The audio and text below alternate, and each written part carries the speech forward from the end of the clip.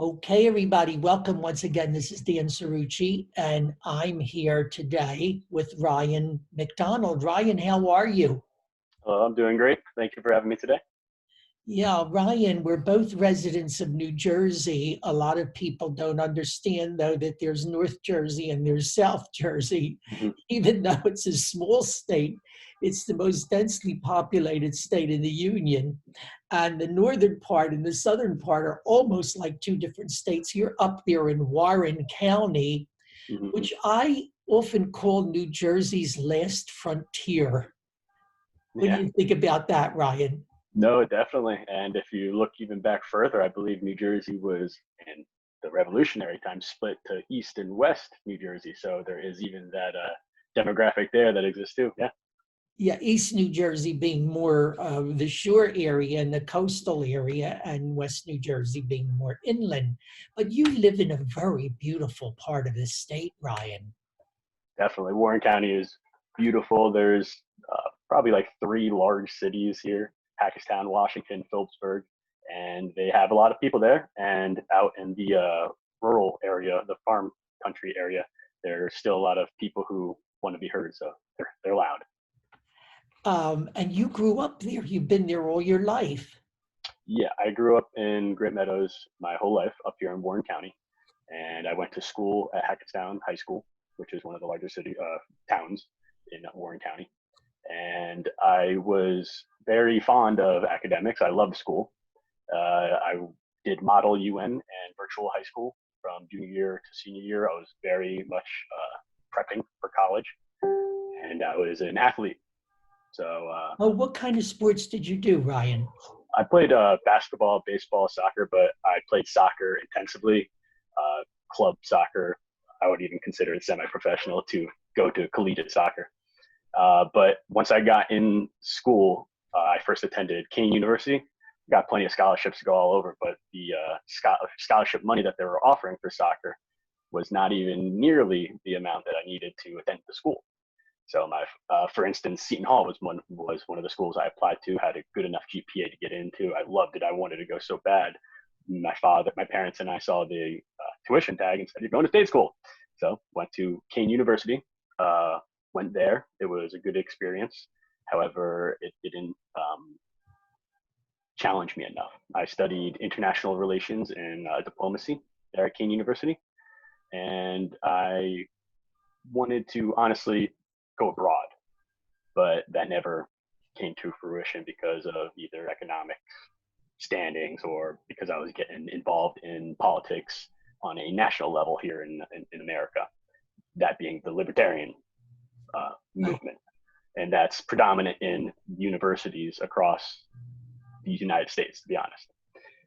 But then from there, King University, I went to Rutgers University, transferred there because they had um, a reputation for being more serious about politics, more serious right. about getting things done. So went over there. It was an interesting experience. Let's put it that way.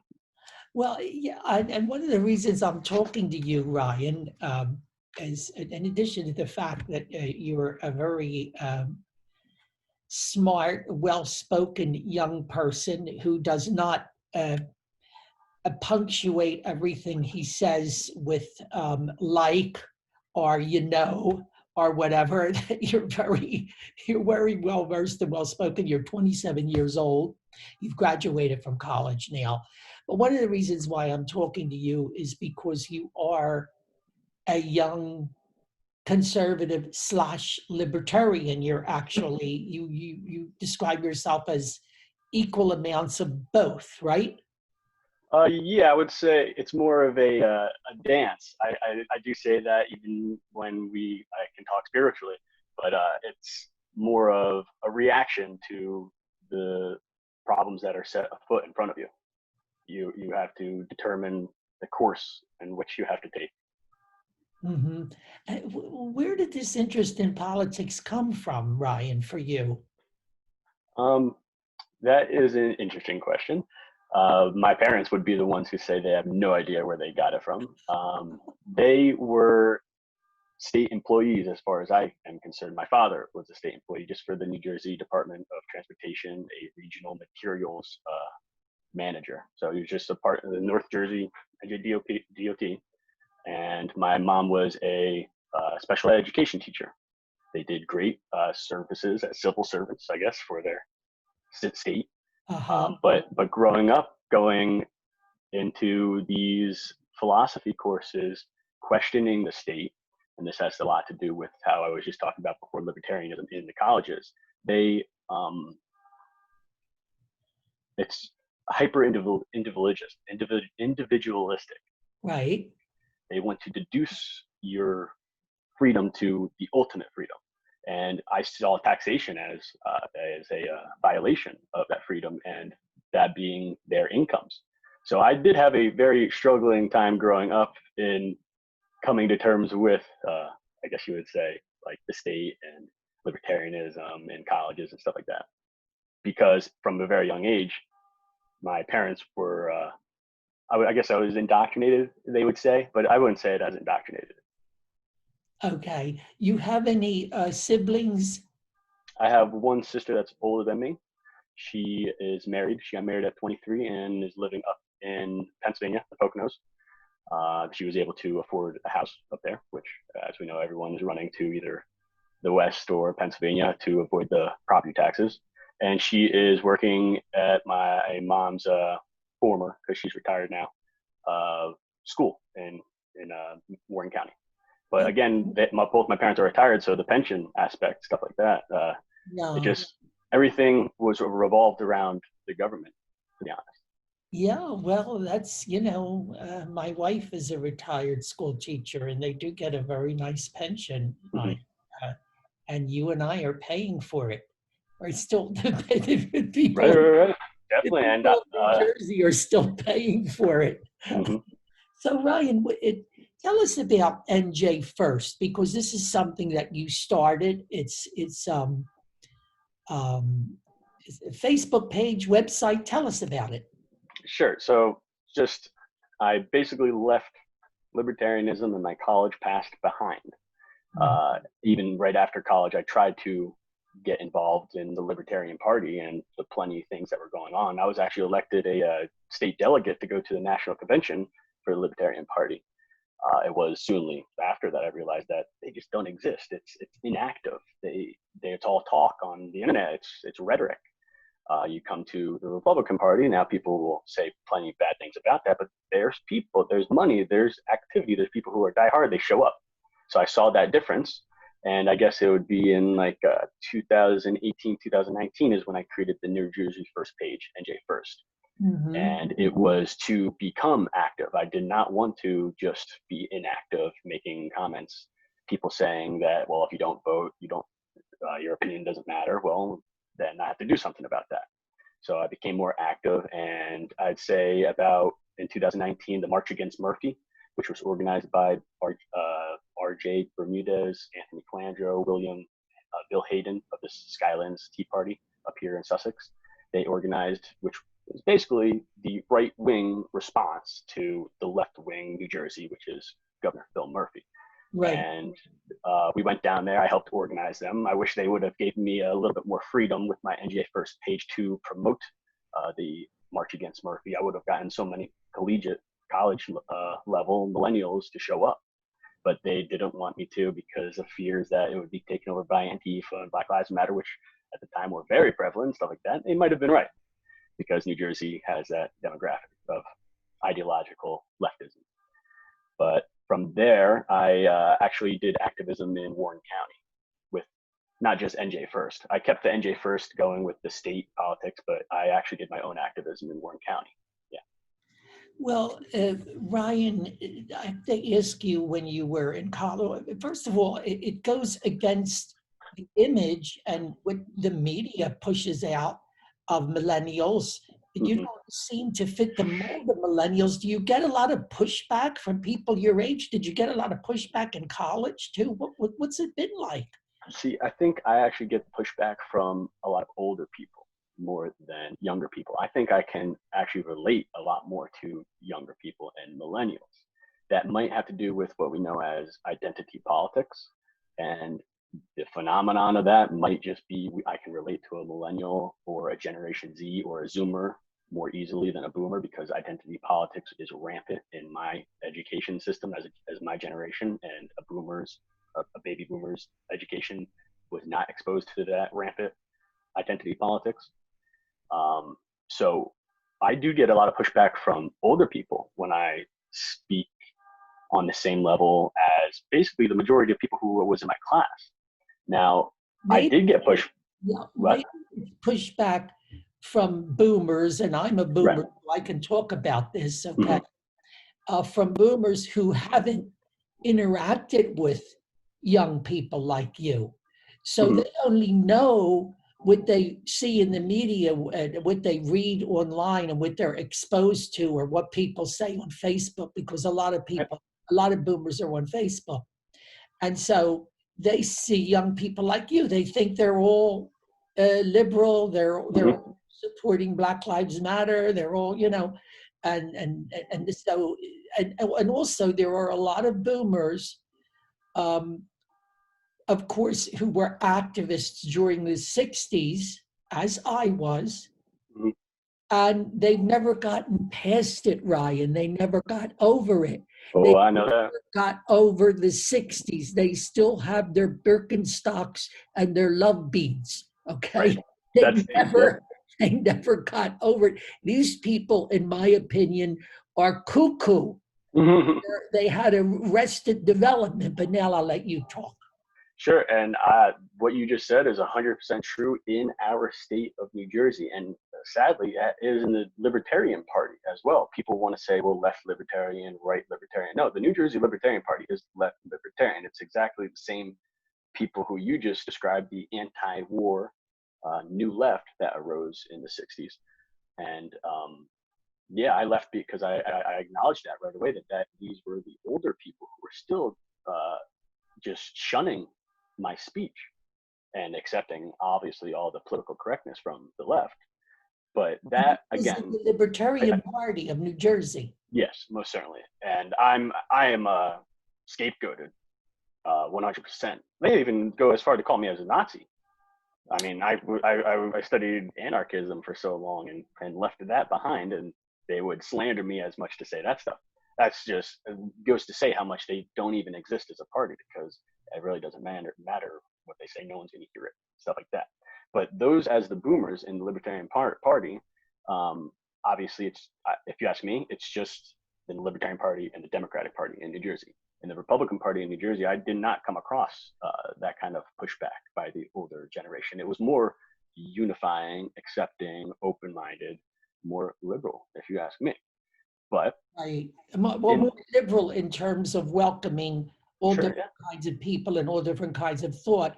And I, of course, as someone who migrated, as someone who was a liberal and migrated to the Republican Party, I have found the Republican Party to be much more accepting of all different kinds of people and all different kinds of thought, and much less prone to tagging or identifying people on the basis of gender, race, sexual orientation, however you want to describe it, ideology. The Republican Party really is quite a big tent, isn't it?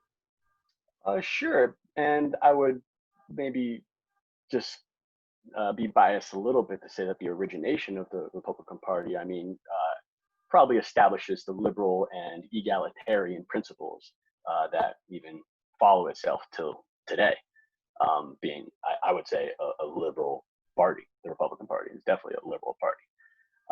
It's what it was meant to be honest. And back to about liberal in the classical sense. And progressive. I would say in the progressive sense as well. You would? Oh yeah, most certainly. They are not conservative. No.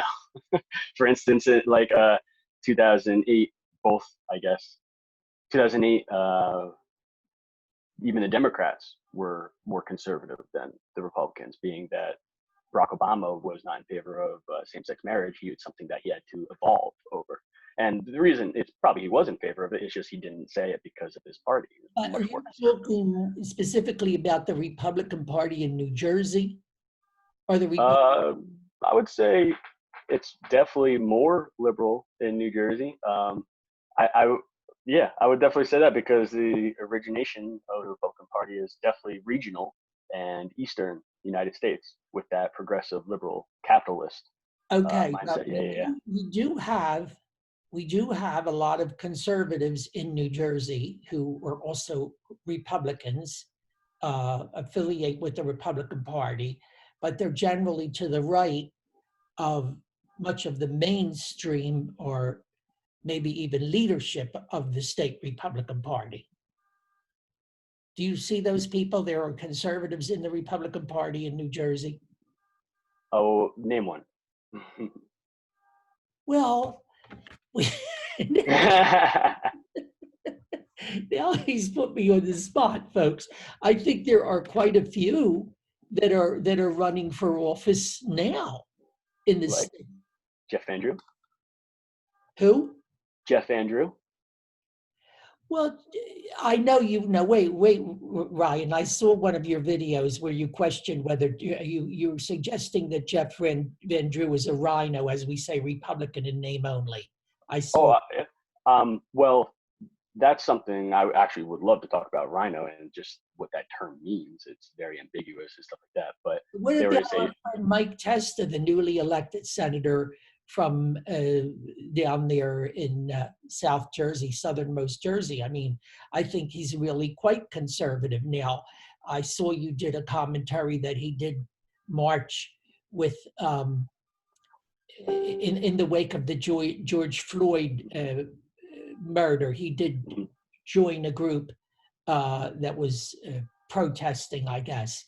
But, I think he's quite conservative. I mean, this brings us to the whole question, Ryan, of President Trump and his sort of populist conservative. How do you feel about that? That's what it is.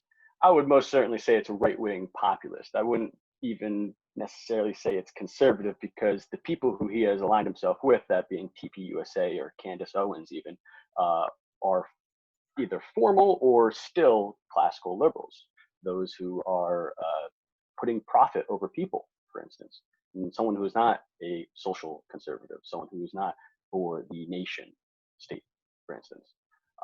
There was a schism in the America First movement just in 2019, and ironically, it was done by Generation Z, Zoomers.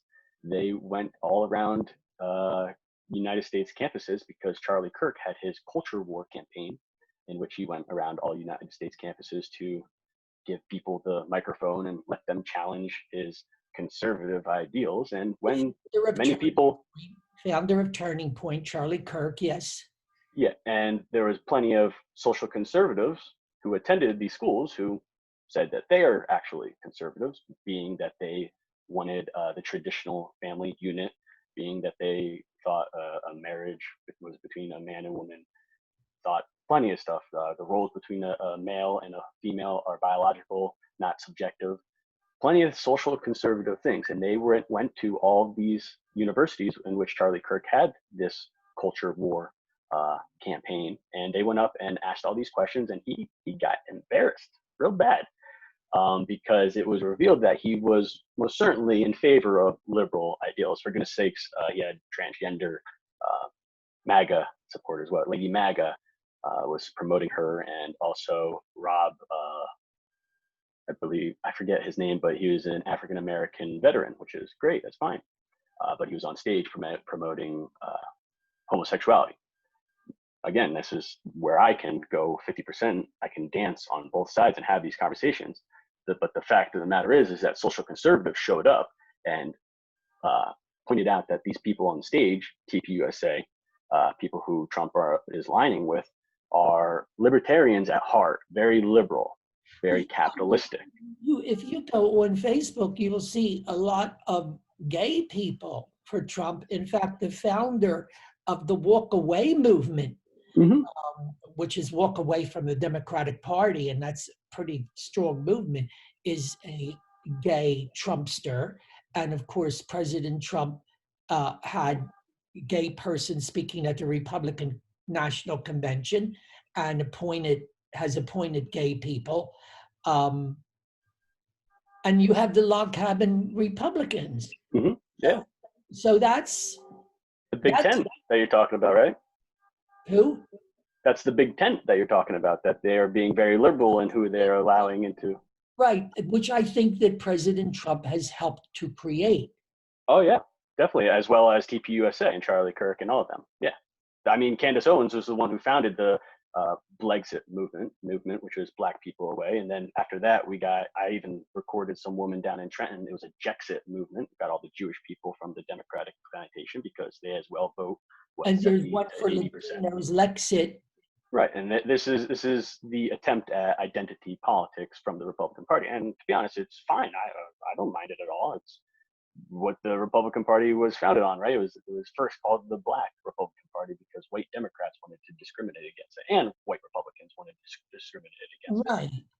But this is the attempt of being progressive, allowing people to come into a party and have open-minded thoughts, which is it's to be honest, it's what America was founded on, Western liberalism. Okay, right? But that's how you're defining progressive. And when we hear the term progressive, we automatically think left. Okay. Sure. Well, the progressivism of Woodrow Wilson, for example, who ironically was a notorious racist. Sure, but that's political party. I would still say that Woodrow Wilson and JFK's father, who he was very well aligned with, they went over to Europe and cut up the whole continent and instated republics. They instated republics in all of Europe. Right, was Woodrow Wilson and JFK's father. I would say that they were most certainly instating liberal, progressive ideologies as what they were Democrats. And I guess that was just back then, 1910 era, where there was that. I was just watching W.E.B. Du Bois when he was 1905 with the Niagara movement, where they were fighting segregation from Woodrow Wilson in 1910 and stuff like that. So I don't know if there's definitive conservative and liberalism for Republicans or Democrats. There's both in both parties. When you're saying progressive as well, that's both in both parties. Well, I don't know many conservative Democrats. Oh, well, I mean, that's the thing that Candace Owens is talking about the whole time. Black conservatism is a natural thing. It's like what they learn in the household. When I went to Rutgers in Newark, there was so many Black conservatives who were against the globalist, multicultural population that was coming in. Trump will be peeling some of them away in the election. How do you think he's going to do, Ryan? I suppose Candace Owens said that he'll get 25%. That's really high. I don't think he'll get that. But I don't see, and again, it's because I'm in an echo chamber, I guess, now with the MAGA Republicans and the Republican Party in general, but I don't see Black people, really African-American Black people, really saying bad things about Donald Trump. When I went to Rutgers Newark, I expected Black people, African-Americans, to say good things about Cory Booker. They didn't. I expected them to say good things about Obama. They didn't. They were very racial against these people and not even considering them Black and not even considering them to have conservative Black ideals, conservative African-American ideals. They made this loud and clear. The minority, I would say, would be the Latino and Hispanics who rose up and said that my parents immigrated here legally. They waited in line. We should not be allowing illegal immigrants. I did hear that. But again, it's the minority. It is the minority. So how do you think Trump is going to do generally in the election coming up? I'm not talking about just the Black vote. I mean, how do you think he's positioned? What's the prognosis right now for the president's reelection? Well, they're saying, and I've even seen the Young Americans for Liberty move their complete headquarters to Texas. A lot of people say, oh, yeah, it's because there's no income tax in Texas. No, it's because that's where the battleground is to be won. They're saying that Texas will go blue. They are saying that because of demographic reasons as well. But that I suppose is where Trump could lose. That's what they're saying. I'm not someone He who. doesn't win Texas, he's not going to win the election. Right, right. Very simple. Well, a lot of people don't think that Trump's going to win the election because of what's been going on. A Okay. lot of the people who think that Trump's going to win the re-election are people who voted for him in the first place. I mean, they're going to vote for him again. Why wouldn't you? Right. And I mean, I plan on voting for him, but Right. I don't. But I mean, New Jersey, not one vote's going to matter No. because all the Democrats are going to No, win. Exactly. So, because we're not in play in the electoral college, and it doesn't matter. But we're still going to vote, of course, and we but urge everyone else to I vote. hardly think that if it even like gets there, it's like that. The Civil War of the 1860s was fought over an election. Now, this is Yes, a culture. the This is a election culture war. for This is a him. culture war. The ballot box is not even where the battleground is. People are meeting in the streets. The campuses are war zones. Like I went to school for political science. I went to school with the people who are today on the grounds with Antifa, who are today in the establishment with the federal government, stuff like that. And I've held back against that so much, but I have an arsenal with me of knowledge because, I mean, I don't know. Are you going to run for office yourself someday, Ryan? Uh, I don't know. I think I have to get a footing first in society to do that. I've been just a activist and a bookworm for the last 10 years because that's what a student should be, right? And I'm now working. I think that work and labor uh, have a lot to do with forming a society and stuff like that. And that's what I'm doing right now. I'm working 40 hours a week and doing my politics. And I think that my politics that I'm doing, being the NJ First, is maybe the most active, or like I'm doing the most for the Republican Party. I'm sharing they're not even sharing their own candidates, and they're not even like having debates and stuff like that. And I'm doing all that. Wonderful. Well, I'm glad you're making a contribution. Warren County is a pretty strong Republican county. Yeah, definitely. It's hard to even get in contact with them because they want to keep it tight knit. I've noticed the elections up here, the Democrats don't even have a chance. You don't even have to know who's running against them or anything. Everyone just votes Republican down the line. And Well, down that here was in Camden County, down here in Camden County is completely opposite. It's completely the reverse. The Democrats have remained firmly in control as long as anyone can remember, and hardly anybody even knows who the Republican candidates are. it's crazy. See, it's really split. Yeah, yeah, and I know Warren County statewide is one of the counties that the Republicans always rely on. Ryan, there's so much more we could be talking Mm-hmm. about, but we're going to have to save it for another session. This Definitely. has been a marvelously enlightening discussion for me. I see you're in front of a green screen too. I might tell everybody Ryan's video wise, he's very sophisticated. Like his own studio there. He does great videos if you go to his Facebook page, right? Yep. And he's got thoughtful and interesting comments on everything. He's a keen observer of the scene here in New Jersey and even nationally. And how can people find New Jersey First? Where is that? So on Facebook, Instagram, Twitter, and that's it. You can go to @NJ1ST. That's NJ First, and you'll find it right away. But also my personal Twitter, Facebook, Instagram, YouTube is @Ryan McDonald USA. Wonderful. Ryan, it's been great chatting with you today. And I hope we'll be having another chat soon. I'd like to get you down the road on my TV show, The Advocates.